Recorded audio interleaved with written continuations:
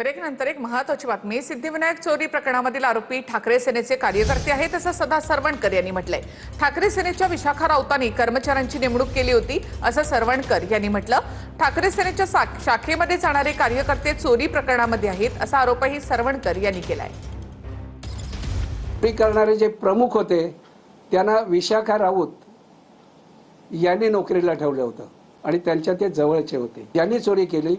बहुतांश हे कर्मचारी हे उभाटाच्या शाखेत जाण्या येणारे आहेत। भटजींना आपण जे काही दानपेटीत टाकल्यानंतर पैसे देतो दक्षिणा म्हणून, ही दक्षिणा आमच्या नियमाप्रमाणे अर्थात GR आहे तो, त्यांनी ते पैसे पुन्हा दानपेटीत टाकले पाहिजेत। हे जे सगळे कर्मचारी आहेत हे साधारणतः उभाटाशी संबंधित आहेत, सगळ्यांना माहिती आहे आणि ही जी सगळी एकंदरीत चोरी पकडली गेली त्यासाठी आम्हा सगळ्यांना पोलीस खात्याने सुद्धा अतिशय चांगल्या प्रकारे सहकार्य केलं आणि हे चोर पकडण्यात आले।